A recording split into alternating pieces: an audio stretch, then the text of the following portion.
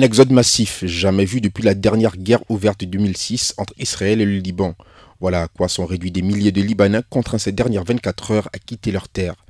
La faute aux nombreux bombardements de l'armée israélienne effectués lundi est cause d'environ 556 morts et de 1645 blessés, selon le ministère libanais de la Santé. Un bilan lourd qui fait craindre un embrasement de la région avec la probable entrée en guerre de l'Iran, soutien historique du Hezbollah libanais. Le Hezbollah ne peut pas s'opposer seul à Israël, un pays qui est défendu, soutenu et approvisionné par les pays occidentaux, notamment les pays européens et les États-Unis. Réunis à New York pour la 79e Assemblée générale des Nations unies, les dirigeants mondiaux sont inquiets. Joseph Borrell, le chef de la diplomatie européenne, dit craindre une guerre totale.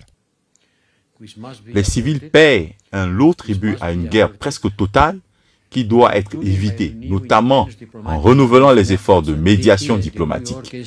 Ici, à New York, c'est le moment de le faire. Tout le monde doit mettre en œuvre toutes ses capacités pour mettre fin à cette situation.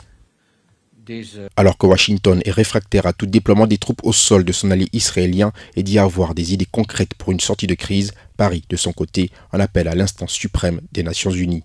La France appelle une nouvelle fois les partis et ceux qui les soutiennent à la désescalade et à éviter un embrasement régional qui serait dévastateur pour tous, à commencer par les populations civiles. C'est pourquoi j'ai demandé que se tienne une réunion d'urgence du Conseil de sécurité sur le Liban cette semaine. À cet instant, je pense au peuple libanais, alors que des frappes israéliennes viennent de faire des centaines de victimes civiles, parmi lesquelles des dizaines d'enfants.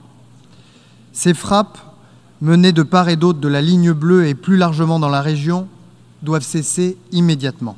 Malgré les appels à la désescalade, les deux belligérants ne sont pas prêts de s'arrêter. Israël dit vouloir intensifier ses bombardements baptisés Flèche du Nord, quand le Hezbollah, lui, promet continuer à attaquer l'État hébreu jusqu'à la fin de son agression à Gaza.